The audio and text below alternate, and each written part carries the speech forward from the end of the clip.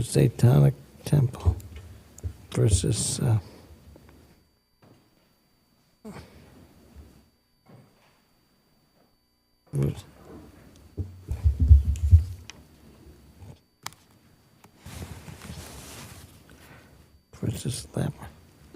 Labrador. We'll take a few moments while council gets settled.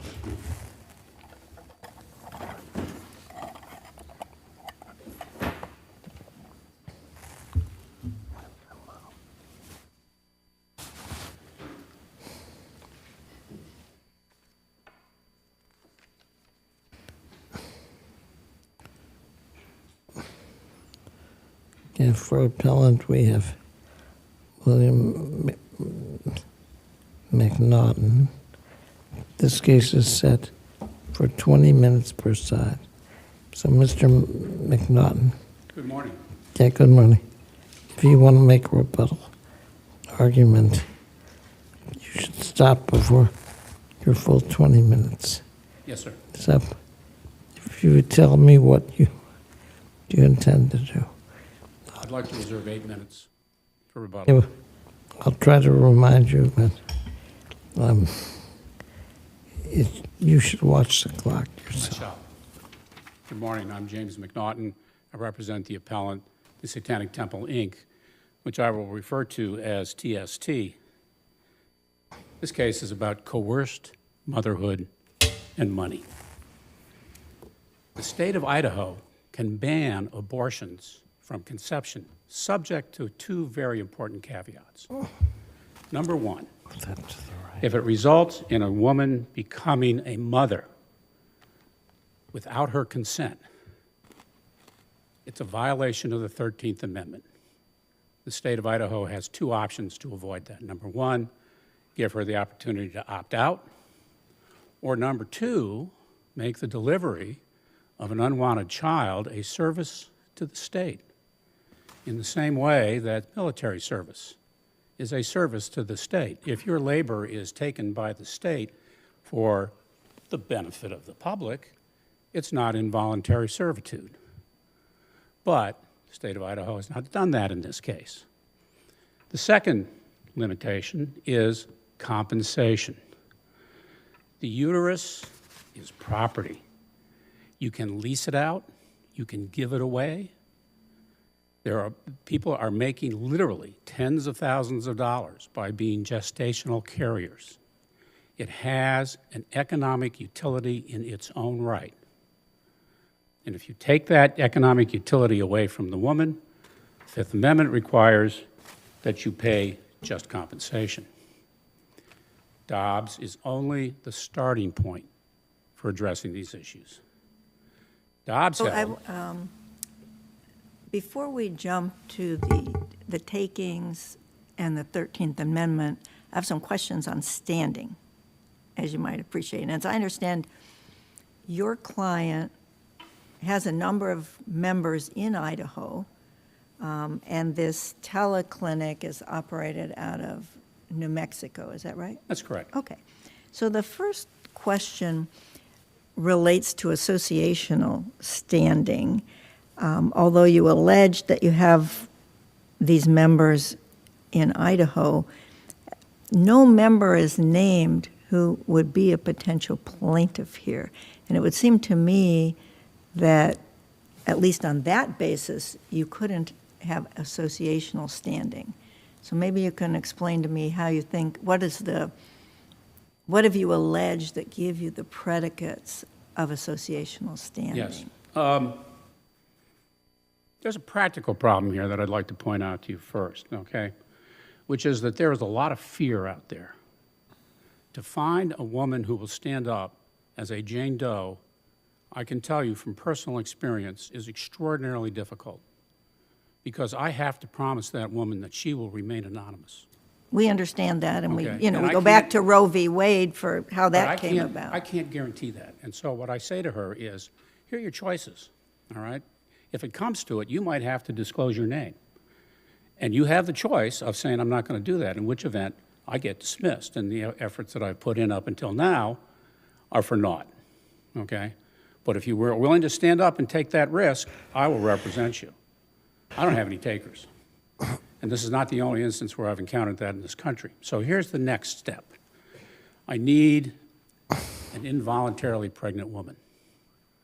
They exist. If you drew a line 5 miles out from this courthouse and did a radius, there are, sight unseen, dozens of involuntarily pregnant women. It's just a matter of biology and fact. Singleton case says you can create a class of women who either are or imminently will become, over the course of the year, pregnant. That's going to happen. That's a reality. All right? The question becomes, how many people do you need to have that class? 50? I don't think so. But if you have 1,750, I have a doctor who was given a medical opinion, which would have gotten me to a jury if I'd had a fact trial.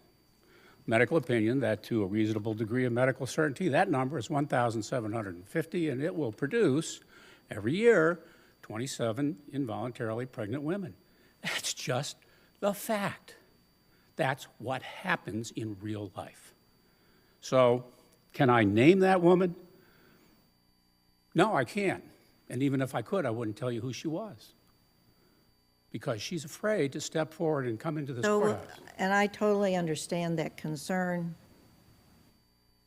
and am incredibly sympathetic to every potential client that you have that would fall in that category. So we do have cases, of course, that deal with your issue in the Mi Familia and other cases where there's a clear case that someone would be affected as opposed to speculative. Then there is some leeway in terms of naming an individual. But the question here is whether the harm at this stage is only speculative.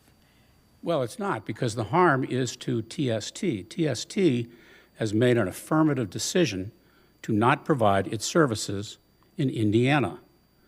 This is not an organizational standing case. This is Indiana or Idaho? I'm sorry, Idaho. I have a case in Indiana. Okay, You might also be Indiana, for all Just I want know. to stick closer to the Ninth Circuit, but, you know. I'm trying. I'm trying. Illinois starts with an I. Yeah, Yeah. Probably right. that. Yeah. Maybe we have nationwide jurisdiction, I don't know, but we'll stick to the Ninth Circuit for now. In today's world, who knows, right?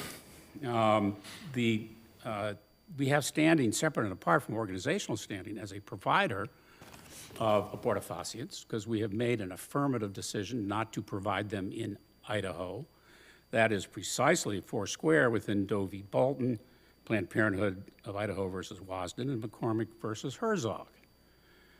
We have curtailed our liberty interests. When we were planning to build this clinic, we made this affirmative decision. We could have gone out, and actually have since, go out and find a Idaho licensed physician to provide services and do the things that we actually need to practically do in order to deliver this, okay? But the risk of doing that, what's the point if you're going to go to jail after you've set it up to provide abortions? We also, separate and apart from our standing as a provider, have standing as a religious organization, okay? The Satanic Temple promotes the satanic abortion ritual, a statement that a woman can make while having an abortion to alleviate guilt and shame. Unable to provide that anymore in Idaho because there are no more abortions. That is an injury. Now, whether it is complies with the current standards under the Havens Realty kind of remains to be seen because of the recent vacating of the Arizona v. Mays case about what the standards are for this kind of standing. But we certainly have lost the ability to do something that was a pre-existing process, pre-existing right that TST did, which was promote this abortion ritual. Now, do we need, in addition to that, to have some kind of, I don't know, diversion of resources? That question remains to be seen, but if we do, then yes, we have. TST has spent over $100,000 to set up this clinic with the objective of providing abortion services throughout the United States and specifically providing them to its TST members. So we've got three different legs to stand on for the standing. I will grant you that my singleton theory is probably the most aggressive of the three theories. Right. All right? But it's a valid theory. The case law is there. The reality is there. There are women who are being coerced into becoming mothers in the state of Idaho as I stand here today. And some of them are TST members. So we have standing. And where in the record do we see that your clinic has calls from Idaho? Is that in the record? Has what? Has calls, received calls from Idaho? No, we don't take calls from Idaho. We don't. So it's, but see, we're kind of in this this loop of, well, we don't take the calls, so we think there's people there, but we don't know who they are, we can't identify them. It keeps moving more speculative in terms of your services. We know the people are there. I understand you have that clear belief, but we have to get a little bit beyond that for standing, according to the cases. You say people are there, that, Well, what case says people are there is enough? Going back to the membership standing, okay? Okay. And that this concern about having an actual patient does not apply for the other legs upon which we rely. We don't have to have an actual client in order to have standing as a provider. There was no actual customer or patient in any of those cases that I cited. They were all potential customers, okay? There's nothing that requires, in terms of our standing as a religious organization, it's just, you can deduce from the fact that before there's an abortion ban, you can provide the abortion ritual in Idaho. Once you have passed the abortion ban, done. It's not going to happen again.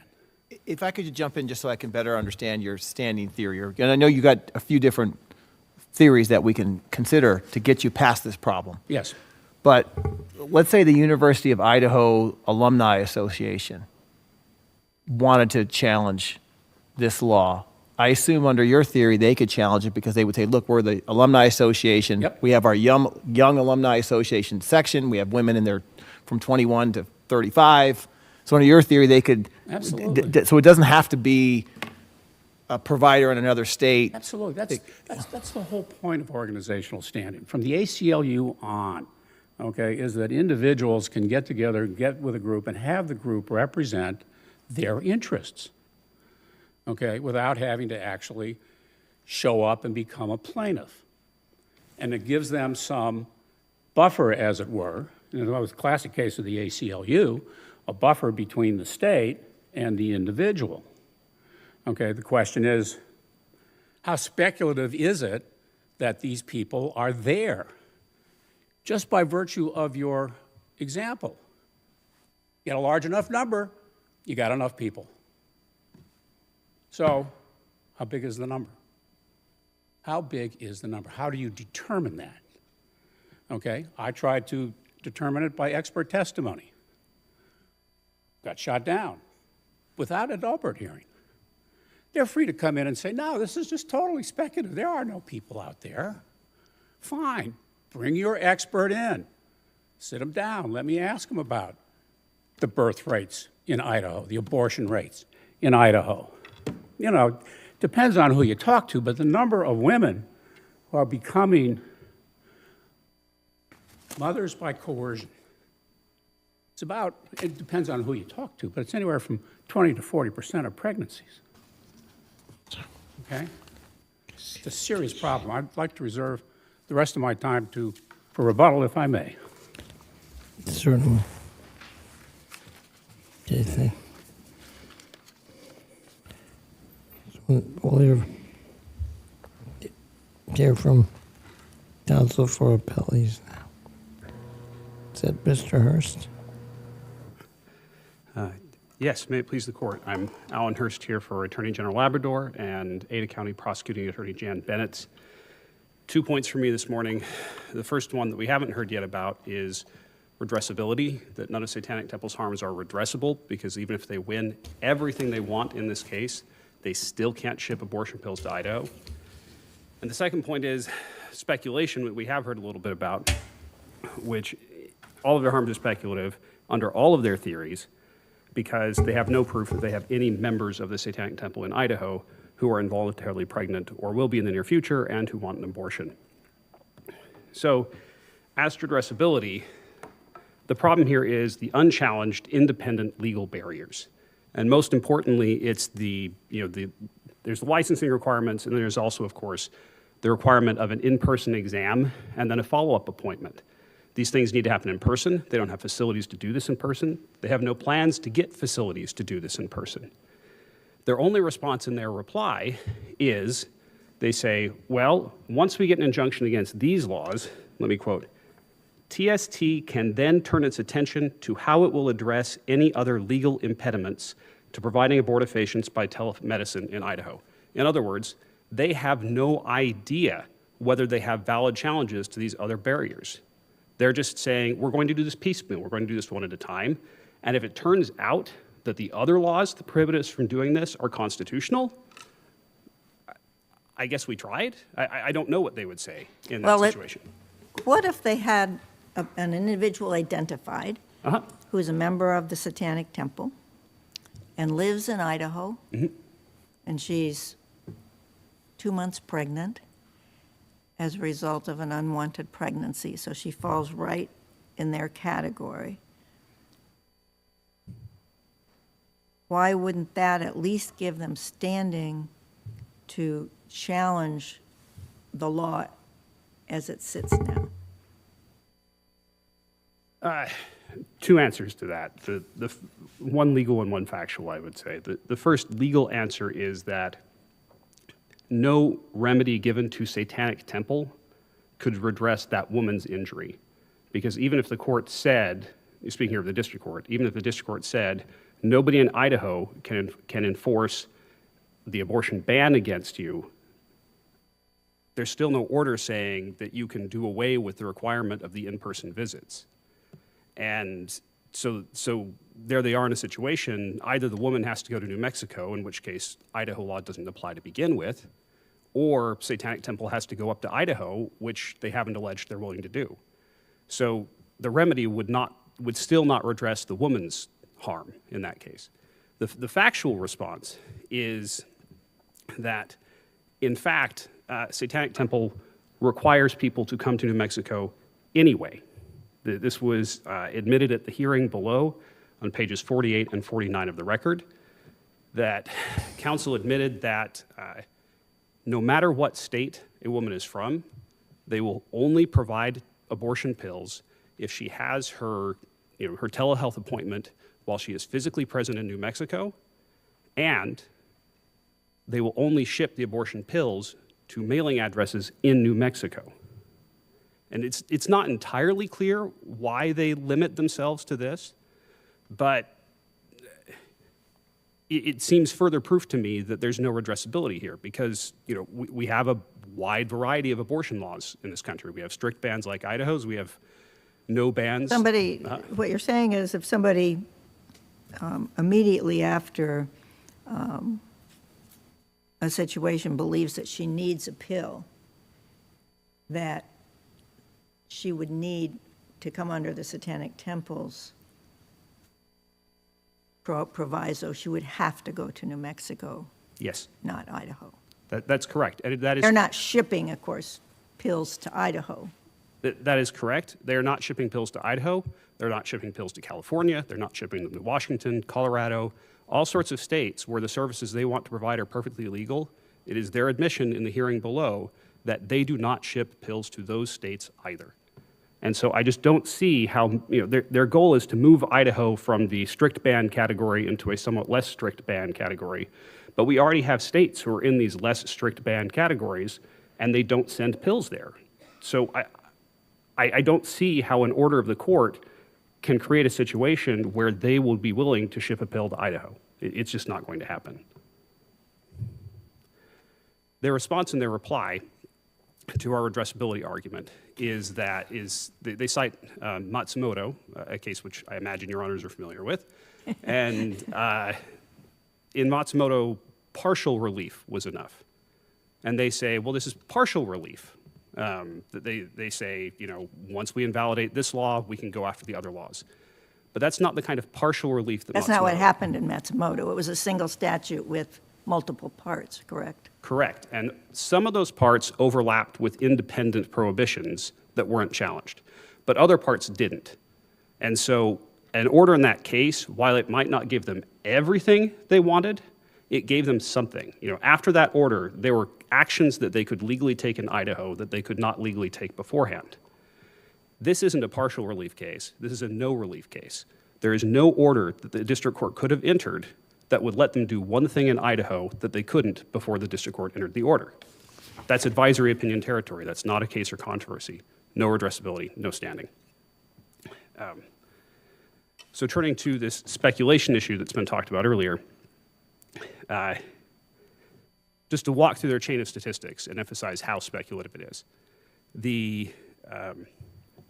They start with the Idaho rate of pregnancy, like annual rate of pregnancy for women in Idaho. And they give no evidence that their members in Idaho have the same pregnancy rate. They just assume that. The next step is they give the national rate of unintended pregnancies, and they give the national rate of birth control failure.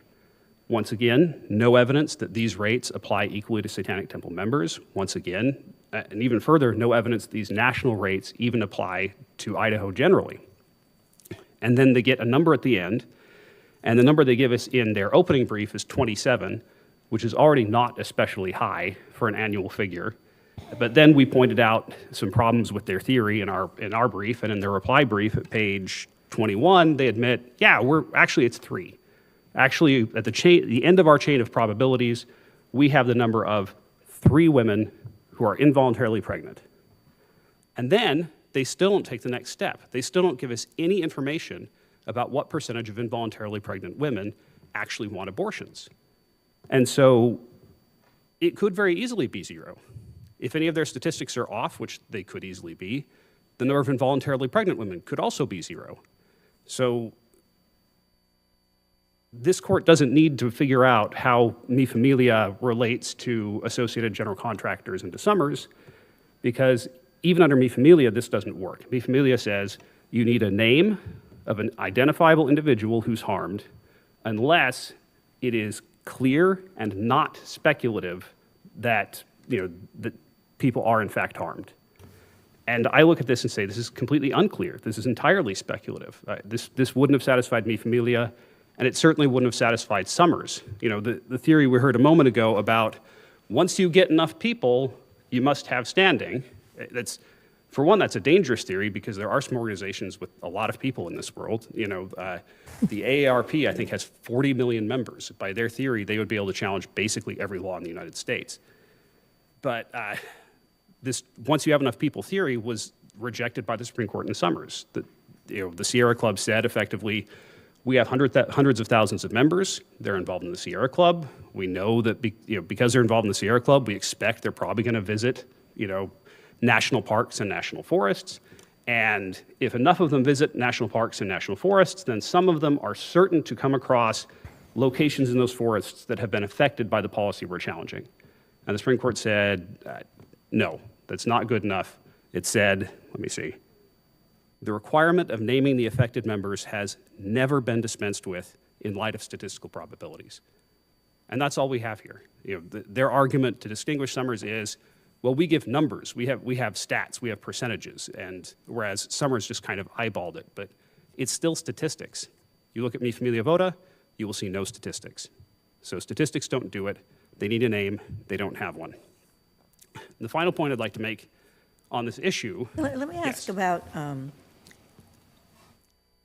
had they affirmatively said, we have all the infrastructure, we have the members, we will set up an abortion clinic in Idaho to dispense these pills, except right now we would be criminally prosecuted, but we intend to do that. Would that be a different case?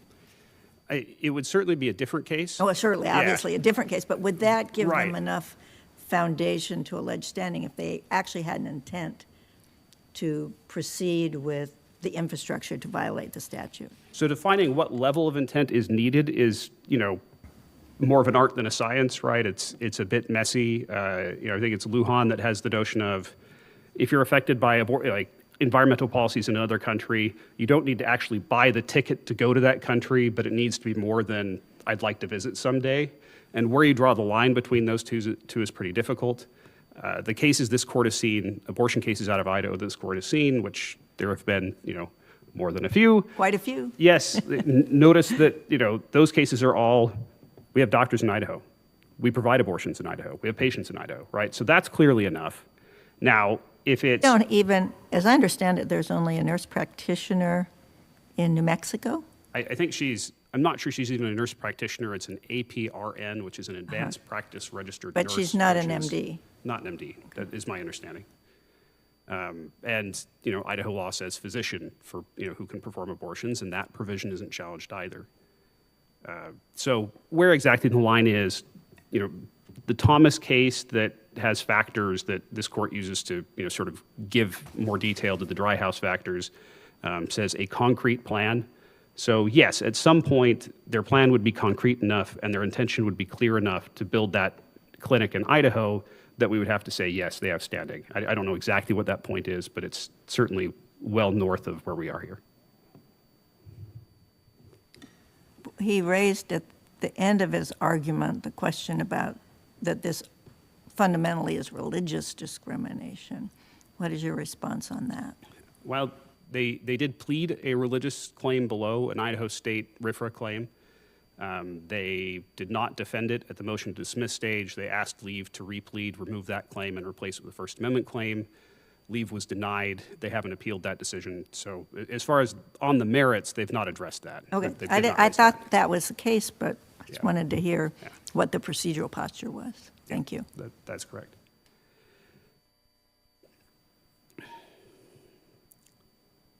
Then as far as they talk about their three-legged stool, we've talked about two of those three legs thus far as I've been up. We've talked about associational standing, and we've talked about sort of organizational or pre-enforcement type standing.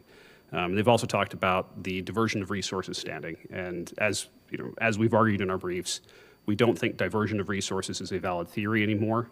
Exactly how that's going to play out in the Ninth Circuit will be decided, I'm sure, by the pending en banc case that was just announced last week, I think. But I think that what the Supreme Court was pretty clear that diversion of resources standing is no longer a thing, that Havens Realty is just a normal standing case. That the notion, Havens Realty was not because of they had a social mission that was frustrated. It was they had an activity they were doing, they were providing counseling, and the people they were suing had interfered with their provision of counseling. And in that case, an organization would have standing regardless of whether it has some abstract purpose or any diversion of resources or what have you. But once again, that's not this case. Their argument in their reply brief is that that they have a pre-existing core activity of promoting the satanic abortion ritual in Idaho, but they have no evidence that any pre-existing core activity of that sort actually existed. So far as the evidence they have given us shows, the Satanic Temple, the satanic abortion ritual has never taken place in Idaho. And they have done nothing specifically in Idaho to promote it there. They can't identify anybody who is interested in it in Idaho beyond being able to say we have a certain number of members. And once again, in fact, we know that the clinic does not have a pre-existing activity of providing abortions in Idaho because the clinic only provides abortions to people who are physically present in New Mexico. So if the court has no further questions. Yeah. I just wanted to actually thank you for your 28J letter. Oh. Just because a lot of times, I know that case didn't come out maybe the way that you were hoping for this case, but at least you acknowledge it and explain why you should still prevail. And a lot of lawyers don't do that, so it's actually encouraging to see someone do the right thing, which is what you did with that letter. I appreciate Your Honor. I much prefer doing that to being blindsided when I get up here. Well, I agree. I mean, we always appreciate discussion of these recent cases because they may or may not support you, but you can't predict that in advance, right? Nope. Thank you. Thank Thank you. you, Your Honors. I request that you affirm. Okay. So we have some time for rebuttal.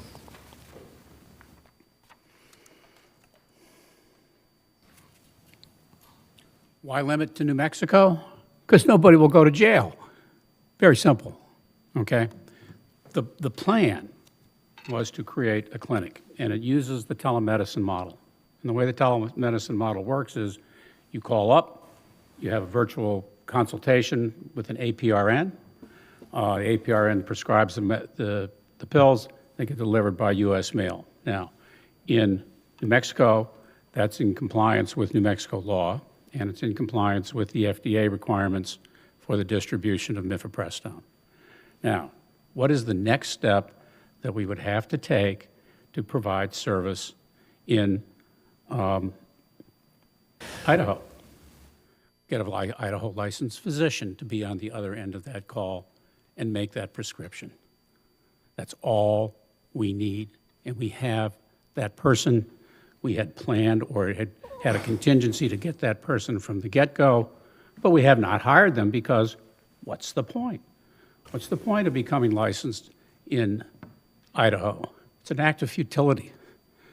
We're subject to the criminal penalties regardless of whether we're licensed in Idaho, regardless of whether we are APRNs, regardless of whether we are physicians. Now, counsel for Idaho says we have no redress if you strike down Section 605 as applied to involuntarily pregnant women. You still have to contend with having a facility. You still have to contend with getting a sonogram, okay? The penalties for not doing that are found in Section 605.3, and they are the same as the penalties for Section 605.1. So yes, we are asking for redress. We are asking to strike down those criminal penalties for those requirements: in-person examination, use of hospital facilities. The only other one that they pointed out was the doctor. And like I said, we've got a doctor. We can do this. This is not a someday proposition. We could put it in place by the beginning of next week, easily. So the redress argument has no merit. We don't need a name. This circuit recently held. We do not need a name, provided it's clear that that somebody is being represented. And I come back to the practical issues that we face here. I would never, to be honest with you, I would never represent somebody from Idaho as a Jane Doe, because I can't put her at risk. I can't put myself at risk. I cannot emphasize to you much.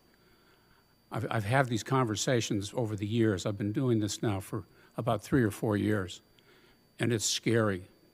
People say, you know, I'd like to help you. You know, I'd like to stand up. I'd like to be counted, but I've got to practice. I have a medical practice I have to do with. I have to live in this community. Okay, and that it's. I circle back to the ACLU. That the whole point of having an organization to represent you is so that you can conduct your business, your personal private business, your personal religious business, your personal medical business in private. All right? That's not an insult to the Constitution. That's not an insult to your authority. Okay? You just need to you just need to know there's one of them. Just one. Okay? There's at least 3 under his analysis of my data. Okay? Summers, Sierra Club says we got 3,000 members. We got 700,000 members. It's like you're with the Alum Association. We have X number of members, therefore you can deduce from that there are X number of women, da-da-da-da-da. But if you started with your Alumni Association and you just simply said we've got 700,000 members, under Summers that would not be enough. You'd need to do something to show that some of those members wound up going to those parcels of land that were at issue in Summers. Well, how would you do that? You could ask your members, They might tell you, they might not. They might say, I don't want to get involved. Okay? Or you can take what you got. These statistics are government statistics. These are the statistics that the government uses to do its policy and its planning. These are not pulled out of thin air. They're real numbers. Real numbers. And if you just do the math, you come down to 27, or if you want to say you got to use your birth control correctly, it comes down to 3. Okay? But as sure as I'm standing here talking to you, that person is there. And you know it. You know it. And you have to get to the point of saying, I'm going to grapple with these other issues, and they are substantial and they are huge. Okay? I'm going to take on these other issues because I'm going to say, you know what? This is so obvious. Somebody in this state, represented by the Satanic Temple, is being hurt by it. The Satanic Temple is being hurt. It cannot do its job. It cannot do its mission. And because it'll go to jail. Unless you have any further questions, I have nothing further to say. Okay, I have no Thank you. Thank you. Thank you, counsel. We appreciate the excellent argument on both sides of the case. The Satanic Temple case will now be submitted, and we will adjourn for the day.